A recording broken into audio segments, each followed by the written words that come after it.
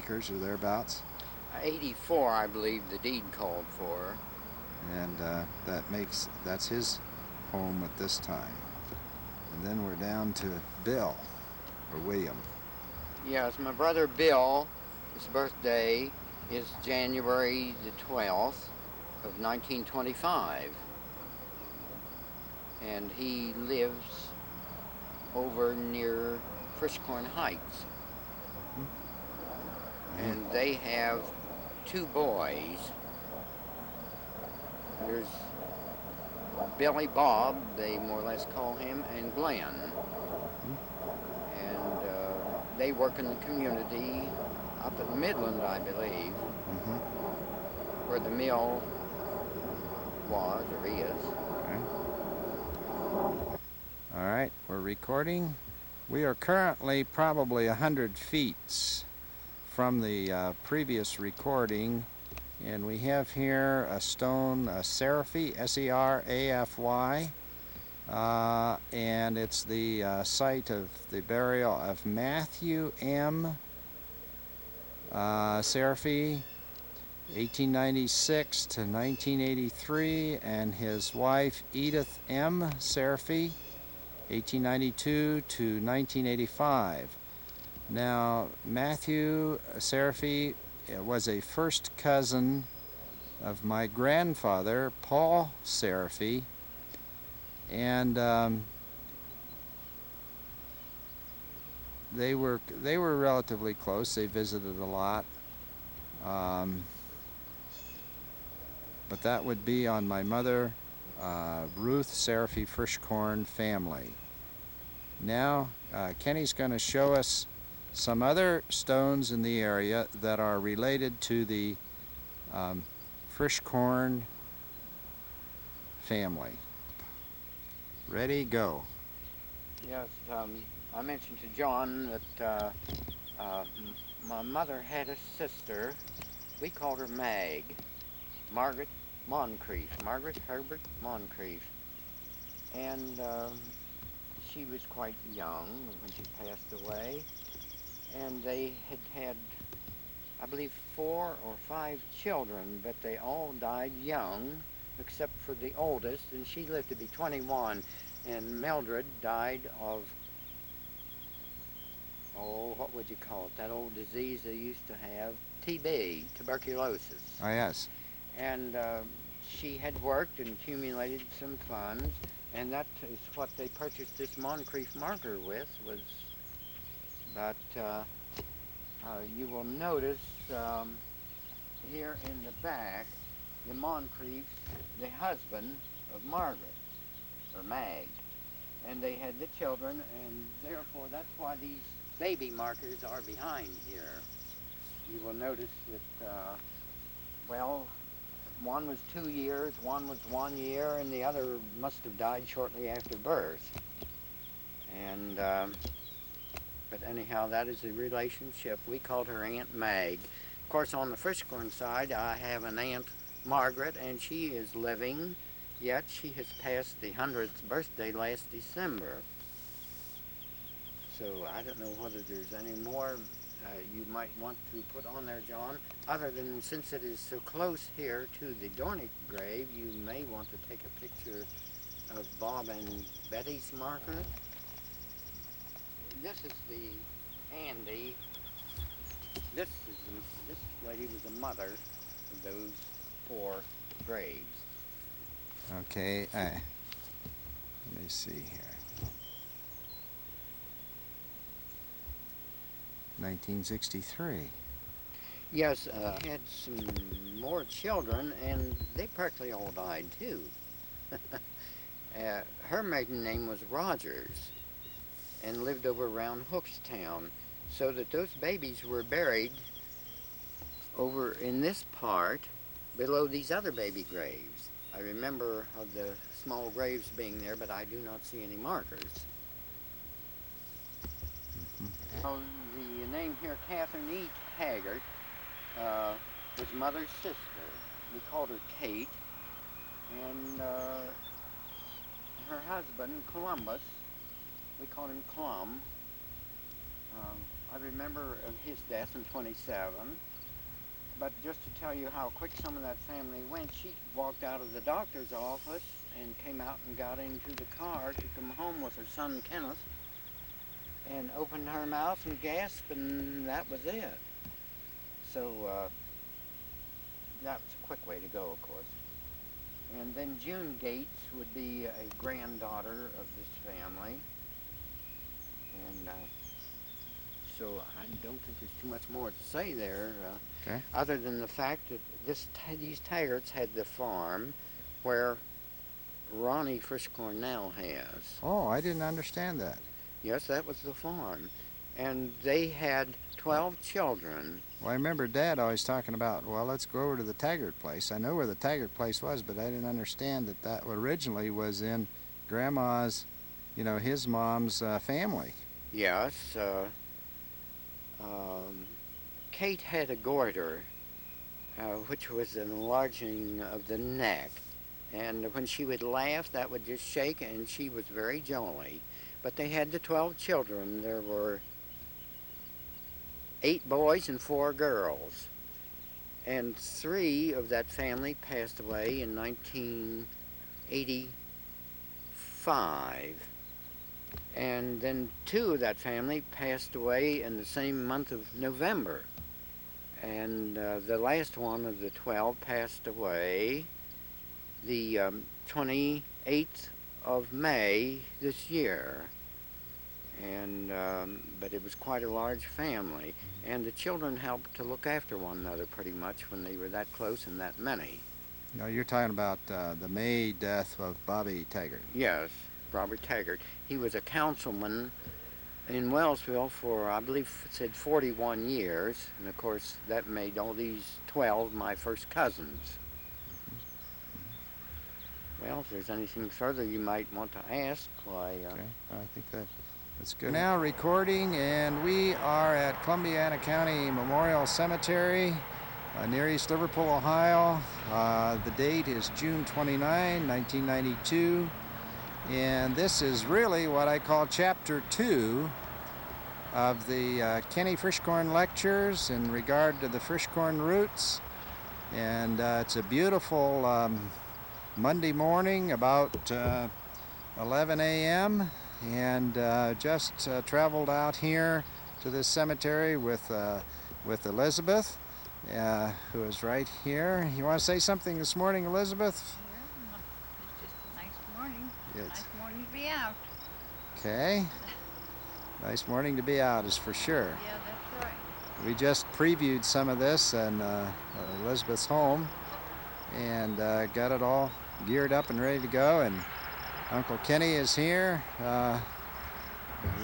He's has all of his computers. Why can't I? There he is. They're intact? He has all of his computers powered up this morning. And we're about ready to go to work, aren't we? Well, the temperature's right.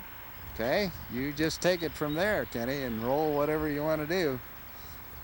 Well, we shall walk down here to where the senior grandparents' burials are, and that will be all for right now till we get there, John. Okay. I believe so. Okay. You're over here. This being Memorial Park, Columbiana County Memorial Park, it was established, I would say, in the early Depression, and stock was sold to develop this cemetery. And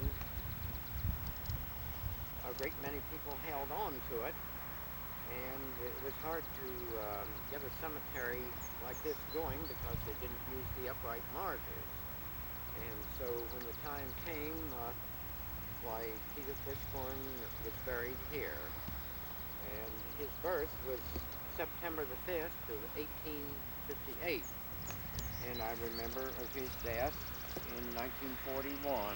It was during peach season, and August 25th, 1941. Peter Frischkorn and his wife, Eva, were my grandparents. And her birth date was January the 18th of 1863. And she died in 53, December 17th of 53. And her daughter Margaret's birthday is the 18th of December. And had she lived a month longer, she would have been 91. So as it is here, she was 90 years old. She had fallen and broken her hip possibly 5 months before that, and died at a hospital there in East Liverpool, more or less a rest home. They were born in Germany and came here, well, I would say in the early teens, or possibly sooner than that, and lived on this farm at 18th Street Heights.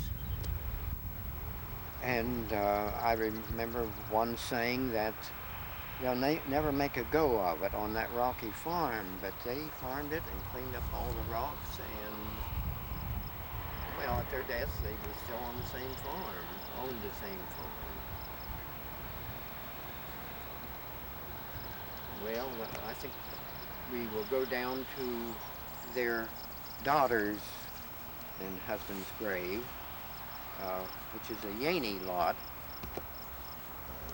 I remember Jake dying on, well, he died on the 12th of January 1942. And Mother's cousin had died the day before that, and they showed both Jacob Yaney and Henry Jacobs, rather a coincidence in the names there, at McLean Funeral Home at the same days and hours. And Mr. Yaney was a streetcar motorman, and he had been in World War I and was hit with shrapnel, and he never fully developed from being struck with shrapnel. He seemed to have ailments a good bit, so that he was approximately 49 years old when he passed away. And his wife, Clara M. Yaney, was my dad's younger sister, youngest of the firstborn family then. And their marriage was on the 17th of July also. You remember the year? Their marriage? No, I don't, George. I would assume it was of 1929. And by the way, that July 17th birthday and marriage reminds me of Frida Schubert, one of John's school teachers and one of Wilbur Cheatwood's school teachers. She dates way back. But anyhow, Mrs. Schubert. You didn't have her, Kenny? I never had her, no. But I had a teacher who rode to Yellow Creek School with her. Mm-hmm. And I remember the day the teachers didn't come in time and couldn't figure out why. And Mrs. Schubert and Mrs. Allman had been in a car accident up above Chettle's Lake and turned the car over. That's right. She lived in Salingville. She lived at Salingville. At that time. Did. And of course, Mrs. Allman did also. Mrs. Allman's maiden name was Boyce. But anyhow, there was a truckload of potatoes had turned over at that place, and the Route 39 was icy. And rather than hit the truck and the load of potatoes, she took the ditch, and it flipped over on its top. So the local bus driver came bringing our teacher in about 2 hours late. But you know, they went ahead and taught school. Well, it's kind of like the mail. It has to go through too, you know, and our learning is such an important process that one dare not slow it up. The kids have an insatiable desire to learn, you know. but it was a 1933 Ford coupe they were in. So very shortly after that, she got a 1934, the same color and all, and there was some little changes from one year to the other time. You really didn't notice the difference. So that way she could cover for wrecking one.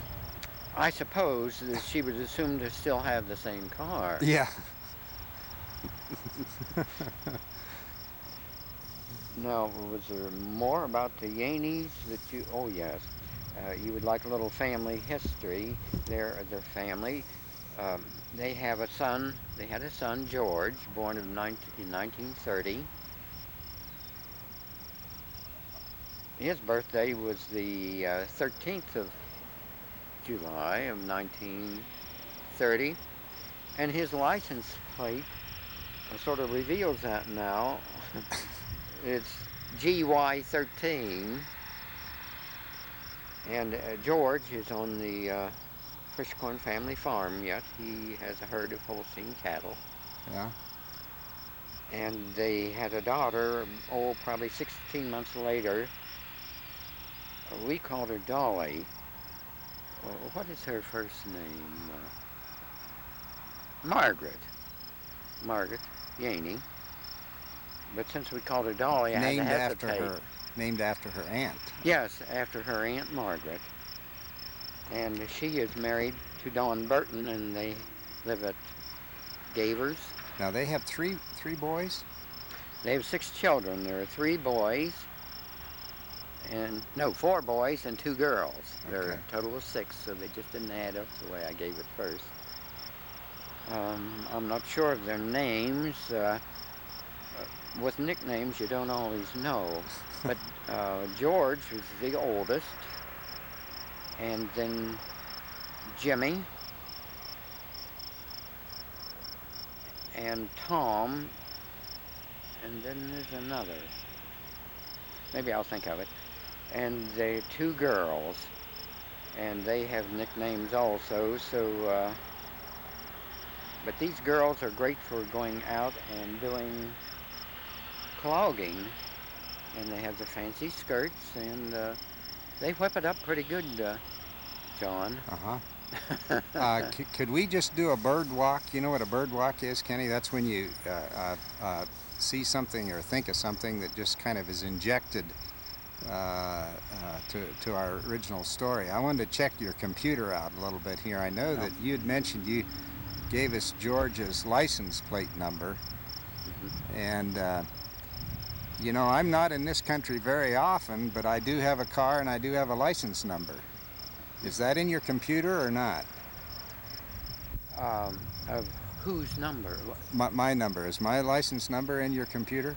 No, it isn't, John. In fact, I'm not sure what even the color of your plates are. Okay. Well, let me check you on a couple other people. Well, I do remember Walter Boyd's license number when he dated my sister, and he carried that number for years, and it was L541R.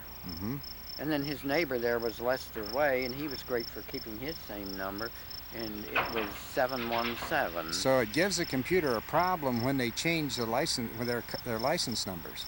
How often does Ohio do that?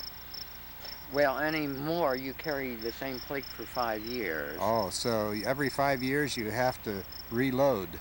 Yes, and since it is that way, I just hesitate to keep up to date. Oh, that's stifling for you then. But if they want to, well, what would you say, be more conservative on the license plates, now that they are made of aluminum, they are good for more than 5 years. You hate to dispose of them and have to get a new number. Yeah. And then it's to start all over again.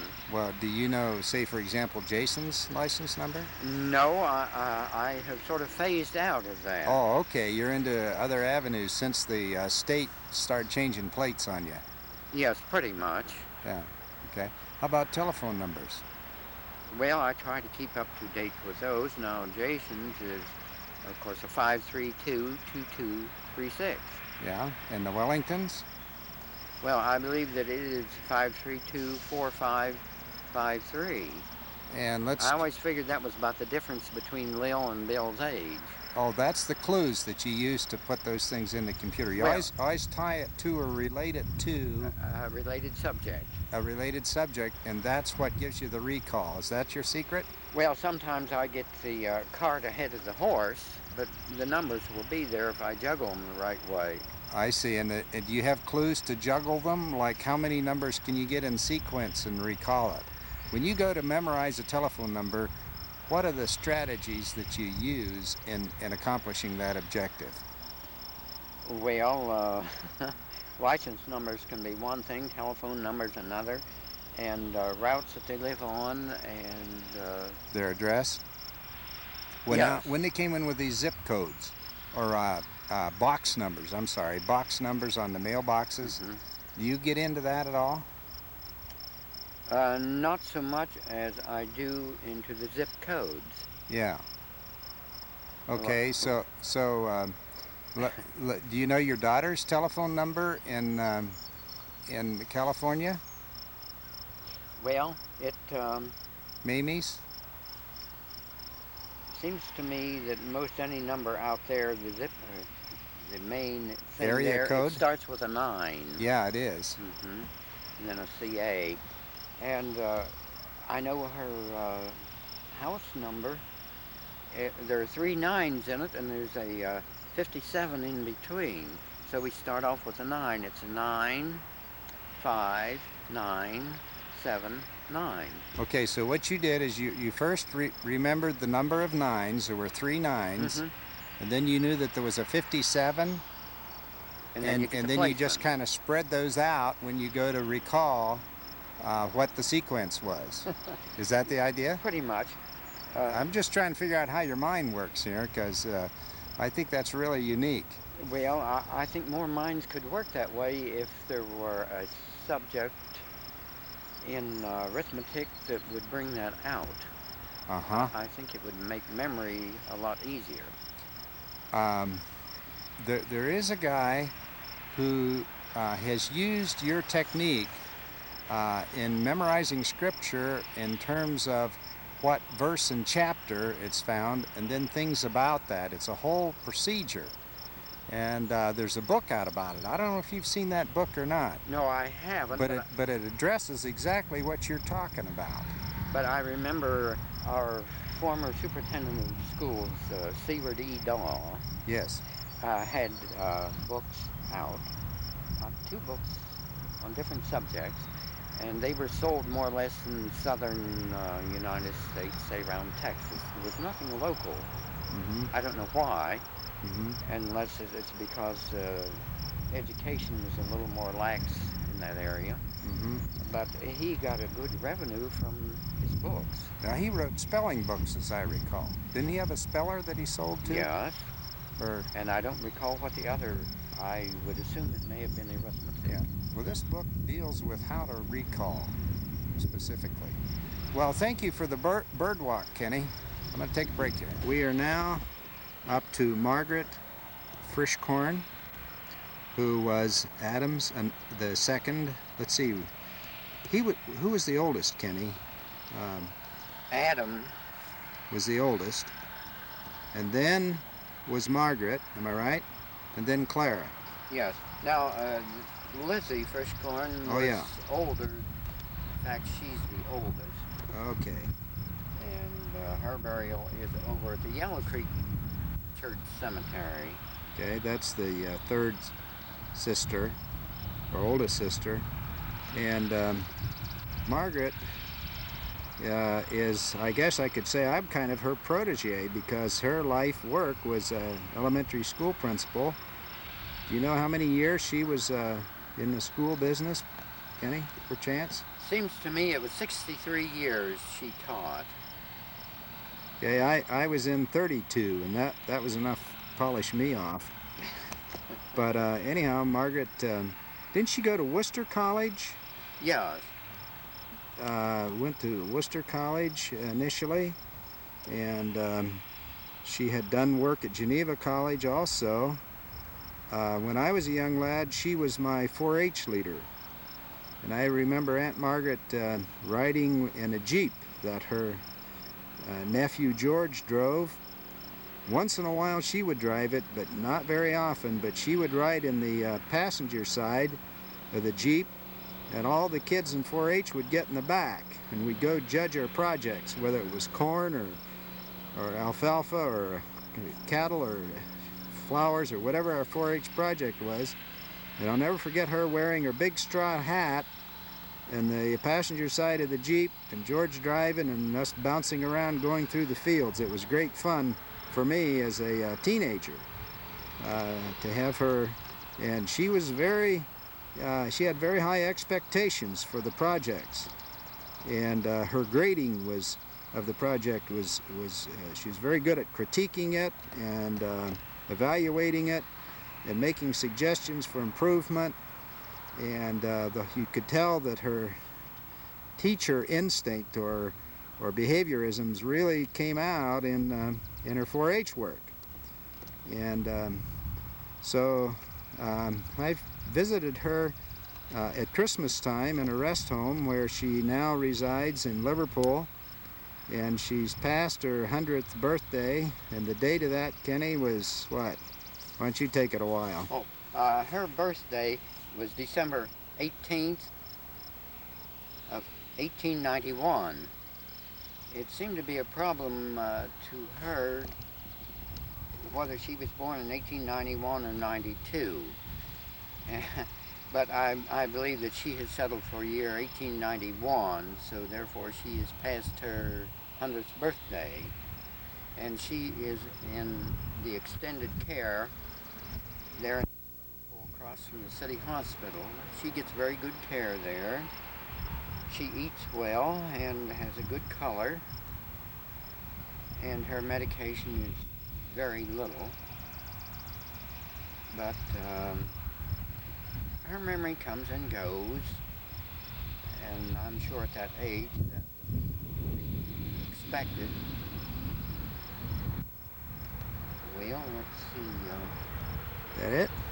I believe so. Okay, here we are, our chapter 3 with June 30, 1992, and we are currently at the Oak Ridge Presbyterian Church Cemetery just outside of Wellsville, and Uncle Kenny is here again this morning, my lecturer, and we're going to begin with the Serafy family. And so the Serafy family includes my grandfather and my grandmother, and my grandfather was Paul Serafy, after which my middle name was given, John Paul.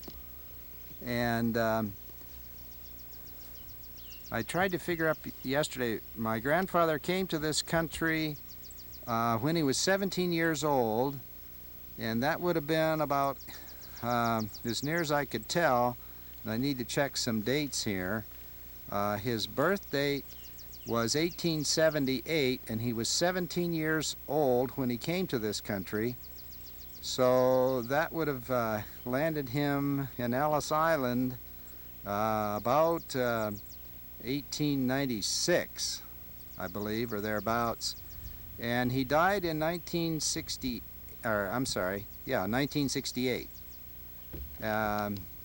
And his wife, Suzanne, preceded him in death.